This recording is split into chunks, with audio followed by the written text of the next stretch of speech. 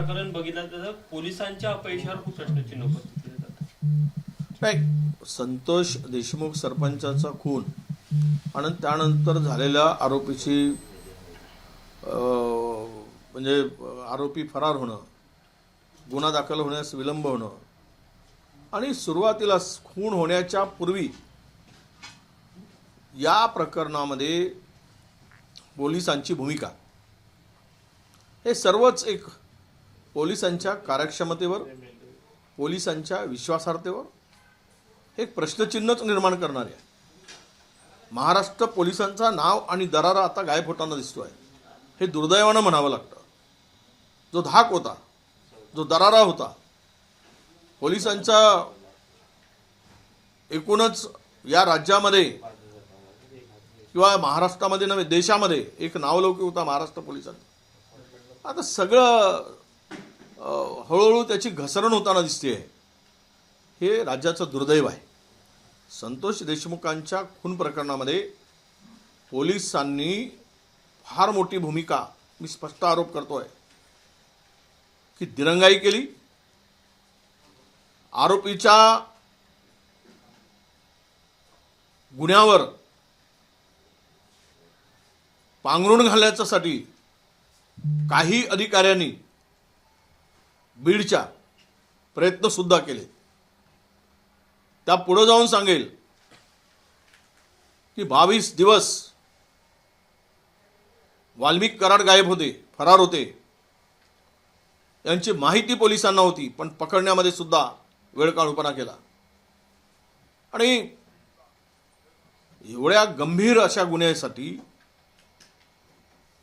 एवढी सक्षम आमची पोलीस यंत्रणा ही कुचकामी होताना आम्हाला दिसली. याचं फार वाईट वाटलं. जेव्हा शपथविधी नागपूरमध्ये होता तेव्हा वाल्मिक कराड हा नागपूरमध्ये असल्याची एक चर्चा आहे. असेल, त्याबाबतची माहिती सभागृहामध्ये जितेंद्र आव्हाडांनी मांडली, आमच्या दसांनी मांडली, सुरेश दसांनी. मला हे कळत नाही की या प्रकरणामध्ये नेमकं काय. एक मंत्री सत्तेतला, दुसरा सत्तेतलाच आमदार, हे सगळं जे प्रकरण फिरते, खरं म्हणजे एकामेकावर पुन्हा आरोप दोनही पक्षाची. यातून सरकारमध्ये समन्वय नाही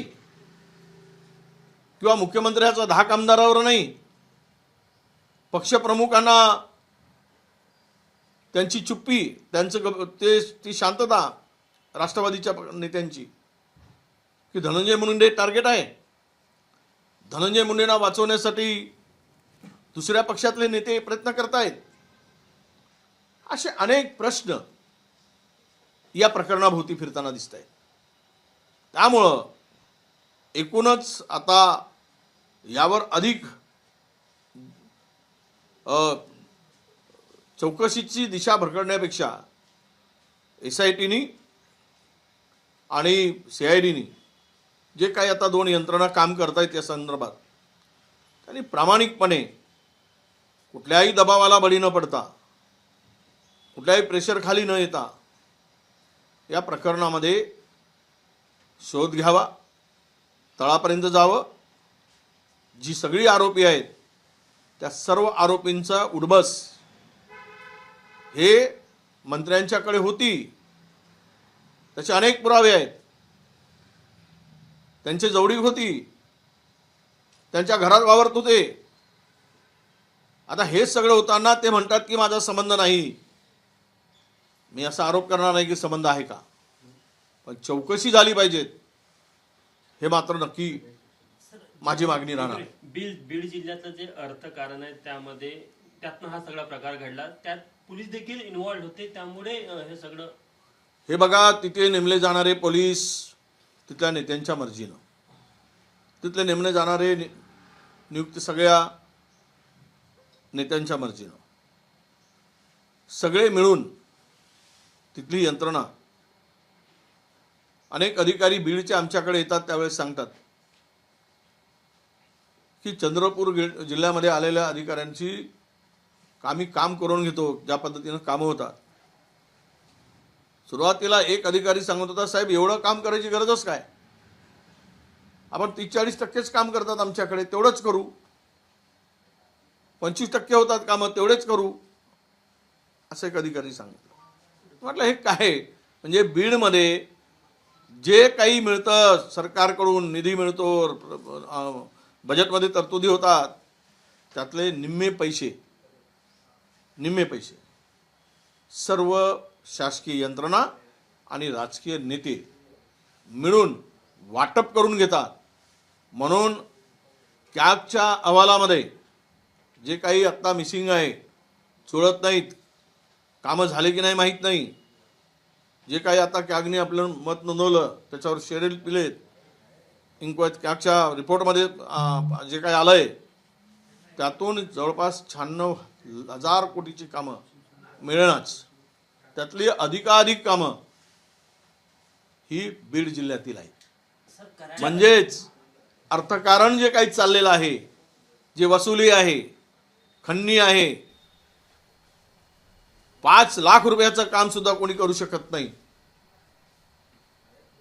टक्केवारी 20%, 15% दिल्याशिवाय. हे सर्व पाहता यातून एक फार मोठा बीड म्हणजे बिहारला लाजवेल अशा प्रकारचा बीड आहे. 4 आठवड्यानंतर 3 आरोपी आज पोलिसांना गवसले. ते पोलीस आमचे कार्यक्षम आणि काय पोलिसांवर बोलावं की कार्यक्षमपेक्षा ही पोलिसांना लागलेली अकार्यक्षमतेची बिमारी तर नाही ना, असा प्रश्न आता पडायला लागलाय. सर, कराडला जीवे मारण्याची धमकी किंवा जीवाला धोका आहे असं म्हटलं आहे, त्याने काय सांगाल? कोणापासून धोका आहे? एका वसुलीबाजाला, अवैधरित्या प्रॉपर्टी वसूल करणाऱ्याला, गोळा करणाऱ्याला, अनेकांच्या खंबीर गुन्ह्यामध्ये ज्यांचा सहभाग आहे, त्यांची प्रॉपर्टीची यादी वाचली तर लाज, मोठमोठ्यांना लाज वाटेल, म्हणजे की अचंबा वाटेल, अशा प्रकारचं ते सगळं एकूण प्रॉपर्टीची लिस्ट आहे. त्याला धोका कोणापासून आहे? विरोधकापासून आहे. पुरावे नष्ट करायसाठी कदाचित त्यांना आपटिष्टापासून, जवळच्या नेत्यापासून भीती वाटत असावी. म्हणूनच मी काल म्हणालो होतो की त्यांचा एन्काउंटर करून पुरावा नष्ट करण्याचा प्रयत्न होऊ शकतो अशी चर्चा आहे. आणि तशा पद्धती चर्चा झाल्याचे एका वरिष्ठ अधिकाऱ्यांनी सांगितलं. मी बोललो, लपवून ठेवलं नाही काही. आणि म्हणून ते सुरेश धस म्हणतात तसं आकाच्या आकाला वाचवण्यासाठी त्यांच्या जीवाला धोका वाटत असेल. आता हे कोण सांगू शकेल? स्वतः कराड सांगू शकतील कोणापासून धोका आहे, किंवा पोलिसांनी बयान घेऊन पोलीस सांगू शकतील. ते सांगावं, महाराष्ट्रातील जनतेला कळू द्यावं. सरपंचाचा खुनामध्ये सहभागी असलेल्या लोकांना कुणापासून धोका आहे ते जनतेला कळण्याची आवश्यकता आहे. लाडकी बहीण योजनेमध्ये निकष डावलून ज्यांनी लाभ घेतला त्यांच्यावरती आता कारवाई जी आहे ते सरकारकडून सुरू करण्यात आली. धुळे जिल्ह्यामध्ये एका महिलेचे 7,500 रुपये खात्यात आले, ते परत सरकारने घेतलेले आहे. आता भीक मागायची, सरकारची परिस्थितीच भीक मागायची आली आहे. कटोरा घेऊन आता लोकांच्या पुढे जाण्याची अवस्था आणली आहे. निवडणुकीसाठी सर्व खात्यांचे पैसे वरती करून मताची भीक मागून बहिणीला बनवण्याचं पाप केलं. आणि एका घराघरामध्ये 4-4 महिलांना पैसे दिलेत, मतं घेतलीत, काही पाहिलं नाही.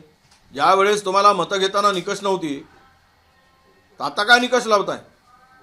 म्हणजे तुमच्या भगिनीची बेईमानी करताय, तुम्ही फसवणूक करताय. हे पाप आहे. यांचा शाप लागेल ना यांना. ज्या पद्धतीनं मतासाठी 1,500 रुपये देऊन सरकारी तिजोरीची लूट करून पैसे मत मिळवली, आता का बेईमानी करताय? काल मी ऐकलंय त्या महिला बाल कल्याण मंत्र्यांचं स्टेटमेंट. ते म्हणतात की ज्यांना 1,000 रुपयाचा लाभ मिळत असेल तर 500च मिळतील, ज्यांना 500 मिळतील त्यांना 1,000 देऊ.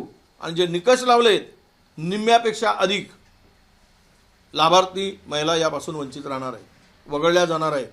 याचाच अर्थ स्पष्ट आहे की मतासाठी केलेली ही बेदागी होती, बेईमानी होती, हे आता स्पष्ट झालेलं आहे. सामनाची भाषा बदलली कशा प्रकारे बघतात? राजकीय समीकरण देखील बदलण्याची शक्यता वर्तवली जात आहे. हे बघा, एखाद्या कामाच्या संदर्भात कौतुक करणं म्हणजे भूमिका बदलणं असं होत नाही. चांगलं काम झालं असेल तर केली पाहिजेत. महाराष्ट्राच्या राजकीय संस्कृतीमध्ये आपण एकमेकाचे टीकाकार असू शकतो, वैचारिक टीकाकार असावे, पण एखादं चांगलं काम होत असेल तर चांगल्या कामाचं कौतुक होणं, त्याला वाईट म्हणून किंवा वेगळ्या नजरेनं बघणं हे काही बरोबर वाटत नाही.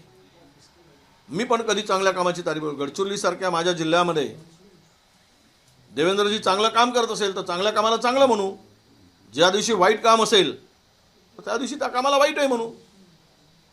ही आमची भूमिकाच आहे. आणि ती मोठ्या म्हणजे प्रगल्भ राजकारण्यांनी एक अशी भूमिका ठेवावी, केवढा विरोधकाला विरोध म्हणून ती भूमिका ठेवता कामा नये, असं माझं मत आहे. जितेंद्र आव्हाडांच्या घराची रेकी झाली आहे, पोलिसांनी केली आहे, काय सांगा? तर मी ऐकलंय कोणाच्या इशाऱ्यावरून रेकी होती आहे. जितेंद्र आव्हाड काय आता अतिरेकी आहेत? त्यांच्याकडे काय अतिरेक्याशी संबंध आहे? पुरोगामी विचाराच्या व्यक्तीच्या बरोबर जो प्रांजळपणे आणि स्पष्टपणे विचार मांडतो अशा नेत्यांची रेकी होत असेल तर मला वाटतं त्यांना कुठे ना कुठेतरी आवाज बंद करण्यासाठी हा केविलवाना प्रयत्न असू शकतो. गडकरी म्हणतात आमदारांना आमदारांच्या लोकांना थेट आश्रमशाळा वाटू नका, त्याचं हे निरीक्षण असलं पाहिजे, चांगल्या गुणवत्ता असेल तर त्यांना आश्रमशाळा दिल्या. चांगलं मत आहे, नाही वाटले पाहिजे. पूर्वी आम्ही सगळ्यांनीच घेतलेत, पण आता त्यामध्ये लक्ष नाही, राजकारण्यांना देऊन. पण खरं म्हणजे महाराष्ट्रामध्ये सर्व राजकीय पक्षाच्या नेत्यांनीच शिक्षणाचं जाळं उभं केलं आहे, हेही विसरून चालणार नाही. आज जे काही उभं आहे, मेडिकलमध्ये असेल, इंजिनिअरिंगमध्ये असेल किंवा इतर ज्या काही इन्स्टिट्यूट उभ्या झाल्यात मोठमोठ्या, त्या कोणाच्या आहेत? आणि हजारो लाखो लोकांना, तरुणांना जे काही शिक्षण मिळत आहे, महाराष्ट्रात देशातील प्रथम क्रमांक लागतो, ते राजकारण्यांनीच उभं केलेलं आहे. त्यामुळे आता त्यांचा दृष्टिकोन वेगवेगळा असू शकतो. सर, छगन भुजबळ म्हणाले की मला कोणाचं मंत्रिपद काढून नका देऊ, माझी जागा द्या, काय म्हणाले सर? द्यायला आहे कुठे? कोणाला काढल्याशिवाय कोणाला तरी हाकलावं लागेल. राष्ट्रवादीमध्ये 100% झालं आहे. आता भाजपमध्ये जातील तर माहीत नाही. भिडे गुरुजींना नमस्कार करायसाठी जावे त्यांनी. खुशाल आमच्या महात्मा ज्योतिबा फुलेंचा आणि सावित्री आईंचा अपमान करणाऱ्यांना मंचावर स्थान मिळतं. महाराष्ट्राचे मुख्यमंत्री तिकडे त्या मंचावर त्यांना नमस्कार करतात आणि भुजबळ साहेब हताशपणे बसून आहेत. काय हिनवलं गेलं होतं महात्मा ज्योतिबा फुलेंना आणि सावित्रीबाईंना? त्या वेळेंच्या बरोबर बसायला आनंद मिळत असेल तर तिकडे जावं, कारण इकडे तर जागा फुल आहे. इकडे कोणाची तरी विकेट काढल्याशिवाय त्यांचा नंबर लागणार नाही. तो निर्णय आता पुढे कळेल महाराष्ट्रामध्ये काय होणार. पण सध्या तरी नो वॅकन्सी.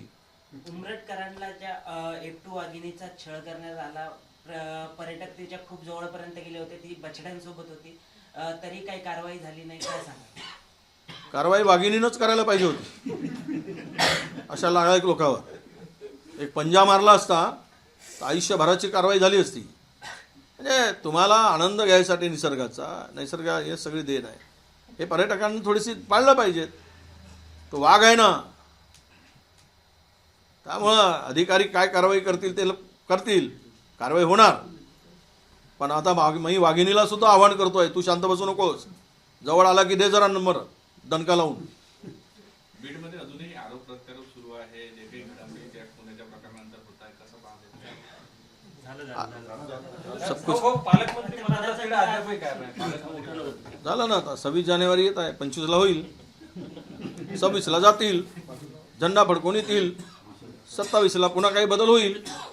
पुन्हा कुरबुरी झाल्यात, बरोबर वाटप झालं नाही, बंगल्यावरून भांडणं, फ्लॅटच मिळाला, बंगलाच नाही, अमुकच खातं मिळालं, तमुकच नाही, हे सगळं चाललं आहे. तोंड पाहून दिलं जात आहे, पक्ष पाहून दिला जात आहे. हा, एकमेकाचे उघाळे काढतायत सर्रास. आणि ह्यावरून आता ते पालकमंत्री सुद्धा नेमताना फार आता गहन चर्चा चालली आहे.